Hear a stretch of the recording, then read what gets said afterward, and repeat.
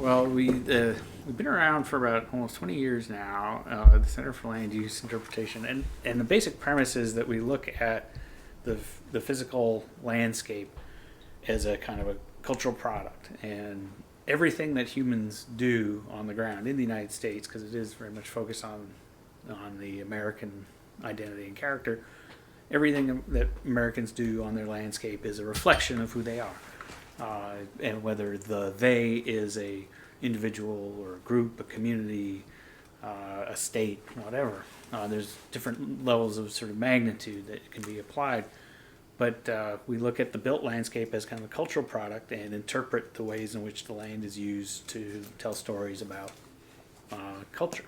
And some of the things that people do are intentional, some are incidental, some are forgotten, some are overlooked, some are very well known, but in all cases, the landscape embodies sort of a character of the people that inhabit it, and that's what we do, is to sort of interpret that landscape.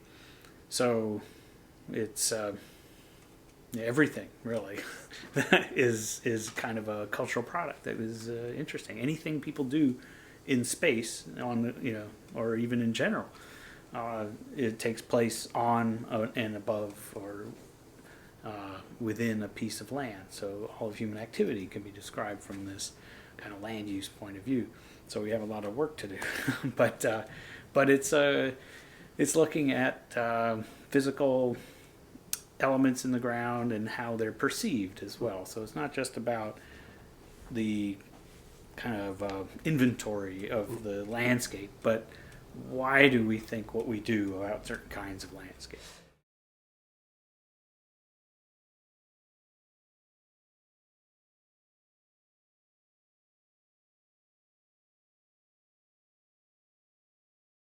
Well, yeah, well, our first job, in a sense, began at the beginning of the organization, which was to look at the entirety of the landscape of the country, almost as like an contemporary archaeological site, to grid it out and to say what is where, to kind of get an inventory, a collection of land use examples from all over the country.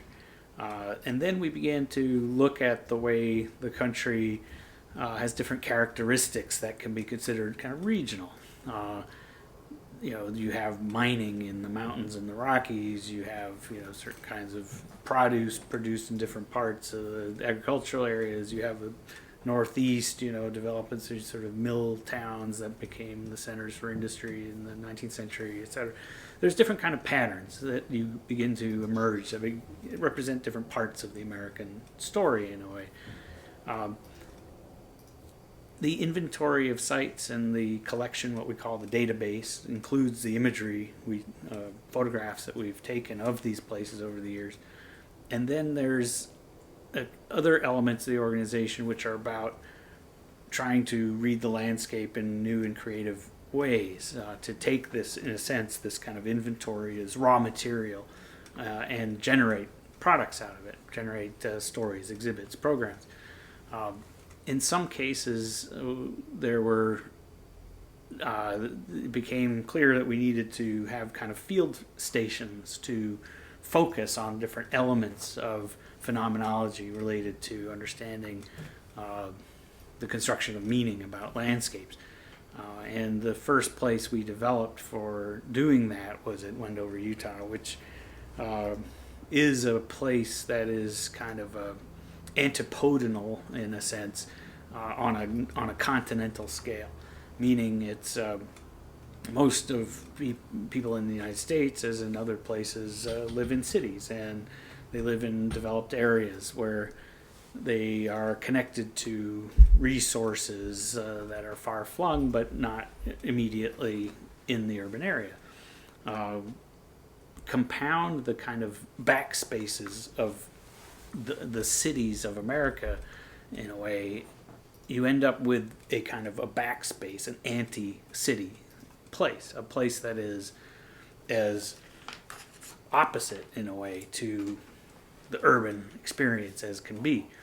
Every city has a backspace, usually a network of different kinds of backspaces. But if you were to agglomerate that into one sort of national urbanness and a national non-urbanness, you would end up with a place in terms of the non-urban thing, like Wendover, Utah, which is the Bonneville Salt Flats, which is this empty space, quote unquote. Because of course, nothing is really empty. It's just relative to other things more empty.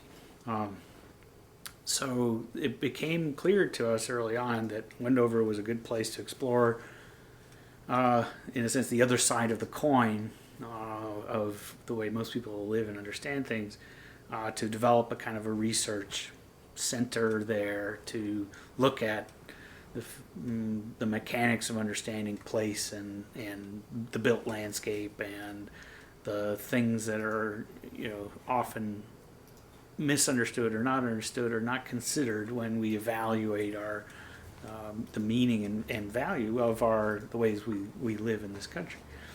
So Wendover was a place to bring people from other settings, other ways of looking at the world, to respond to those conditions, those kind of non-urban conditions, these kind of antipodal conditions that exist out there. And we did exhibitions about the place, and we still do. We provide a kind of a visitor center, an orientation place. So anybody coming from anywhere in the world can see sort of our institution's point of view about this landscape, to begin to guide them into a new way of seeing it, not as an empty place, but as one that is full of these things that are drawn to emptiness. And then our residence program, which we developed early on too, provides a kind of institutionalized way for people to be invited and supported in producing work responding to that environment, which they can then leave their work on site, but also go back to where they come from and take their work with them and filter it through, the kind of a cultural process through exhibitions and whatever they do with their own work. But it is very much also about leaving a legacy of these interpretations that these individual residents bring on site, so that there's a kind of accumulating archive of perspectives that's there for the public to look at. And we're building a new kind of exhibition center there that will be more of a kind of a repository for some of these views to exist for a longer period out there.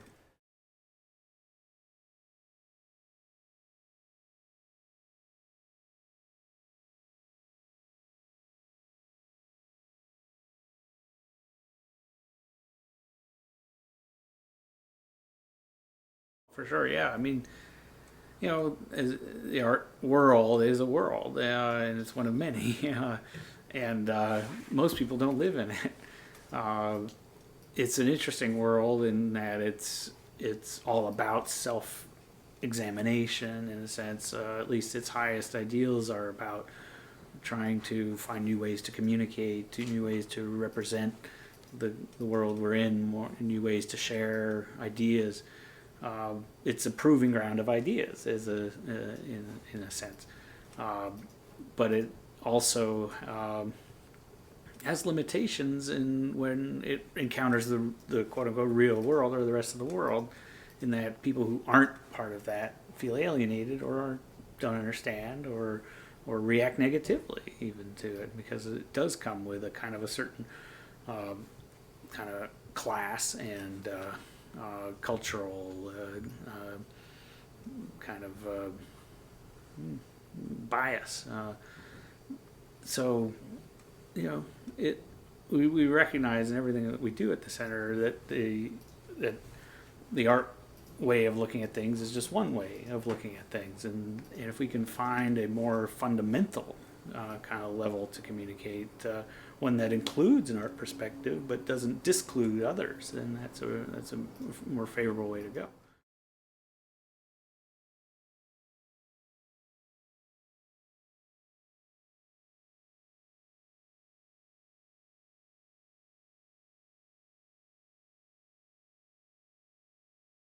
I guess there's an apparent neutrality that comes about, and is most sort of striking to some people, it seems, because so often landscape debates are about environmental issues, and things are either good or bad, for the environment, and we don't tend to describe things in such a sort of simple dialectic, but there certainly are things that are good or bad, but that's not the main argument, really. It's all more, I guess, about sort of motives and things, and in general, just understanding the current conditions that we're in is helpful in developing a more appropriate way of living, I imagine. And so we believe, I think, throughout the organization, that there's the work to be done in just understanding the current conditions of the world, and in our case, in the United States, what is out there, what have we done, what does it really look like, and then based on that, we can make better judgments in the future when we have a better idea about what we're working with. Also, just to encourage people, I suppose, to be more literate in their readings of the landscape, so that they see more and that they understand more. So ourselves included. I mean, a lot of what we do is not teaching; it's exploring, and it's shared exploration. Come along with us as we peruse this subject, because we don't. I guess it's different to research from a scientific point of view, where science establishes a theorem and then you try and prove your theorem. In our sense, we sort of support a kind of a open-ended research where there isn't a specific objective. We're not trying to prove this that we already suspect necessarily. It's kind of open-ended in that we're just kind of following patterns and strains as they develop, and trying to get to the bottom of things, whatever that bottom or top or is. So there's an open-ended research that is, often inconclusive. We will generate an exhibit at the sort of end of a process, acknowledging that everything continues, and that is just an end at that moment, but it's just part of a continuum. It's, the contexts are always shifting and changing, so there is no ultimate sort of decision that's made, but there are gists and gestures and migrations towards arenas of thinking and reinterpreting and re-understanding that get collectively perhaps a society closer to some objective truth, or at least a more informed decision point. But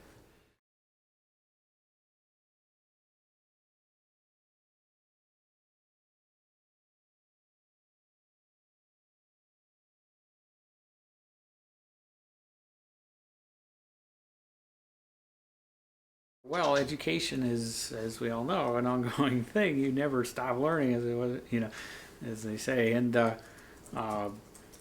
so that's part of this sort of continuing, ongoing odyssey of becoming more informed, more literate, more able to see things in a more intelligent way, I suppose. Which is something that we provide as a resource, but also as as a structure, a process. I think that it also has to do with this sort of idea of existing outside of disciplines, and even though we're an educational organization, we're not a school. We're not a part of academia. We exist in a way to be outside of those structures, to provide another way of educating the public. So it's not that we're borrowing different structures and methodologies from established disciplines. We're more like trying to be outside of that and be non-disciplinary rather than multidisciplinary, where it's just more of just a basic human interaction with space. Like what is that? Where does it come from? What's it connected to? Who owns it? What are these things in front of us? Let's try and re-evaluate what we see in front of us, rather than come with a set of prescribed notions and that you apply to the environment. Come with a sense of uncertainty, perhaps even, and try and accumulate a knowledge rather than prove one.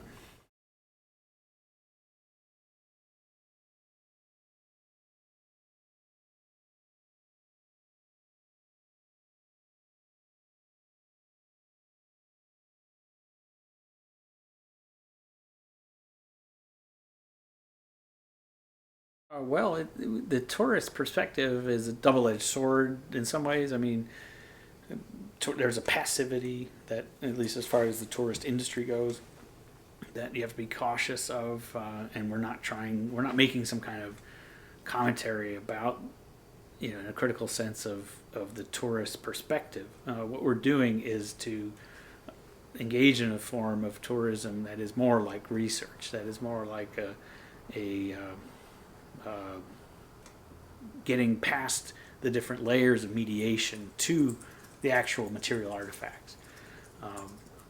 All of our exhibits are about places, and they all point towards specific things that you can say, here, the intersection of this longitude and latitude is that site. Everything is locatable, but we recognize that when you do an exhibition, you're talking about places rather than with them. You're showing through secondary media, photographs, descriptions, versions of places rather than the actual places. And museums often try and accumulate artifacts that they can show in vitrines, so you can get as close and maybe even handle the specimens that are being discussed. But in our case, because that our medium is places, you can't bring them into an exhibition. You can only represent them in an exhibition. So the travel part, the tourism part, is about going to these artifacts, these places, and so that people can make a direct physical connection to them. And the reason you do that is because of the way we are wired as a species. We don't really believe something until we see it, and we don't really feel we have absorbed an idea until we can physically interact with it. So in a way, it's a form of ground truthing. It's this idea of ground truth, where you're actually certifying a fact by going there. Is something that is fundamental to the way we relate to space. And in the virtual worlds that we spend most of our time living in, that it's always an important factor to think of. Where is the actual places that we are talking about? Where do these things manifest themselves in space, and how do we make the connection to these sites by actually putting our bodies in relation to them? And then that saying, been there, done that. That's something that people say because they feel like once you've been there, you've interacted with that place to the point where you can't really get beyond that. You've been there. It's over. You've established a direct connection. It's part of you.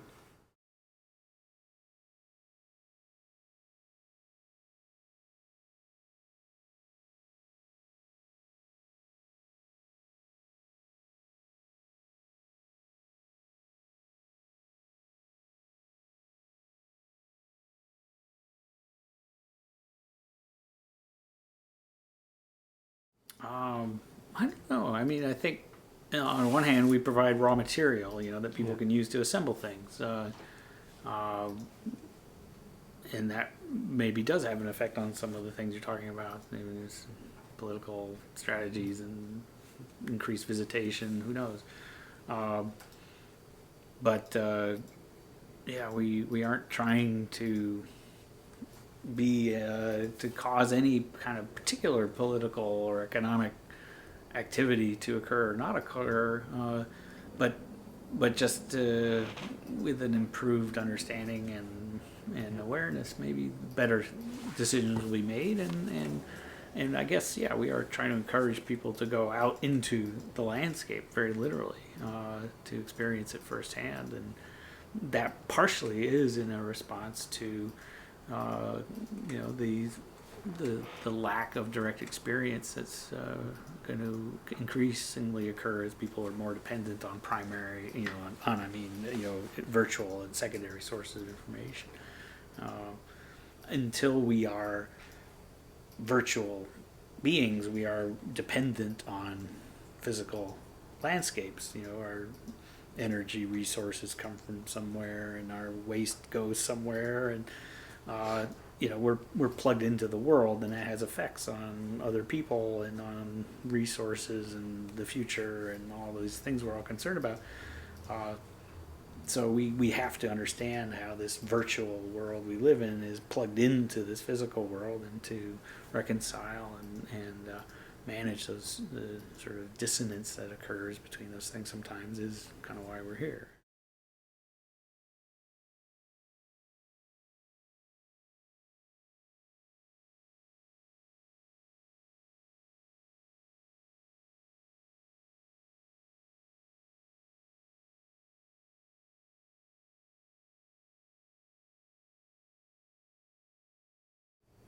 Um, well, yeah, there's definitely institutionalization of land art going on. I think it's uh, increasingly interesting to people. It's being sort of commodified. It's being integrated into the art world as it gets more well known and more part of the sort of canon of art historical material. It's yeah. None of this seems surprising or, you know, strange, because I don't know. For us, it's always been about, you know, landscapes and places. So um, it makes sense that these things are getting commodified, just because everything sort of does eventually. You know, not that is all it gets. You know. It does strike me as strange, I suppose, that there aren't more large scale kind of artworks going on. Frankly, I guess that's um, you know, why it sort of stopped in the 70s. You know, the ends of the earth. You know, 1975, 1974 is when, you know, sort of land art ended. Uh, but in a way, I guess what happened at that point was they finally realized that, you know, the logical conclusion of this idea of land art is that almost everything is land art, or has the potential to be. The idea that, you know, you didn't have to make mounds to make land art. You could make frames around existing things and call it land art. A process within any place is land art, potentially. That it was sort of like calling things land art was almost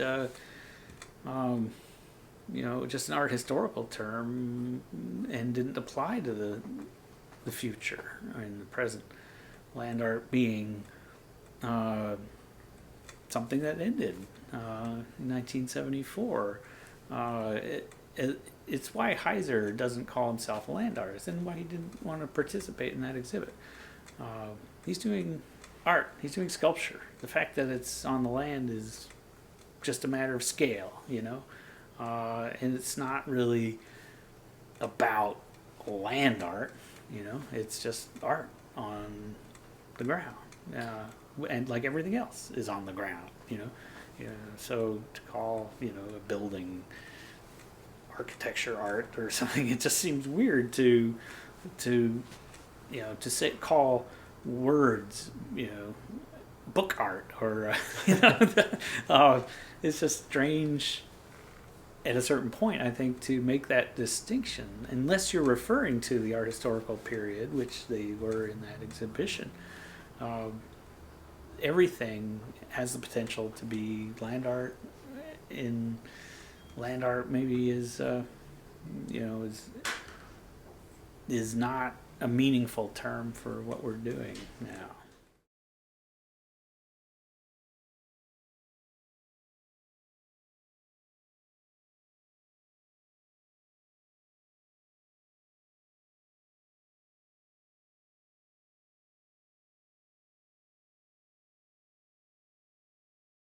Oh no, I don't think so. I think Marfa was done uh, because Donald Judd had some ideas that he wanted to physically manifest, and he wanted them to last. You know, he wanted his ideas to exist with the same clarity and integrity, forever, and so he built this empire and figured out how to maintain it. Uh, But I we don't think talked he wasn't trying to bring the economy to the little town. But he had to deal with the context, and he had to be to some degree political to make that happen. But it certainly wasn't the motive at all.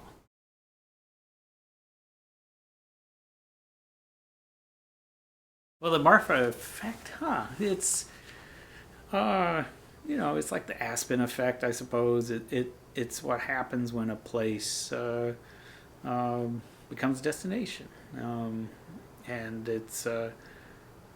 attracts all kinds of new things that go beyond the original intention. So maybe that's an important distinction. I think what Donald Judd was doing was one thing. The Marfa effect is what happened afterwards, that he's responsible for completely, but not necessarily the thing that he was trying to do. Um, And of course, the fame now of a little place like Marfa is huge, so it probably gives ideas to other remote places to do the same. yeah, for sure. Yeah, and it's I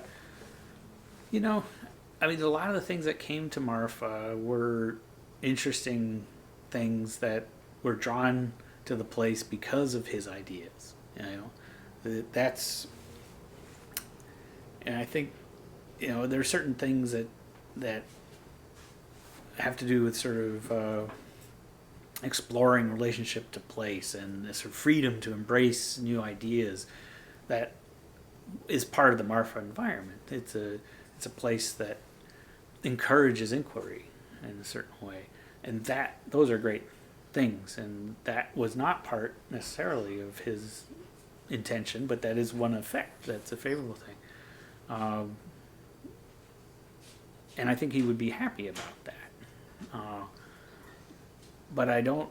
There's other things that occur, with the sort of marketing of a place. Once people's livelihoods are involved, and people, need to make a living and begin to have, stores and tourism becomes an important thing, and you begin to institutionalize the promotion of the place purely in terms of bringing more people with their wallets to come. And when that becomes the primary objective of a place, that becomes, can often sort of interact with the original intentions in a way that undermine the original intentions. So keeping that balance is tricky, and Marfa's been pretty good at it, frankly, as it's grown in a big way, and it still is a wonderfully idiosyncratic, strange, wonderful place where you're not really sure what's around the next corner. If it all became about selling handbags, then it would be a lot less interesting, but it's not there yet.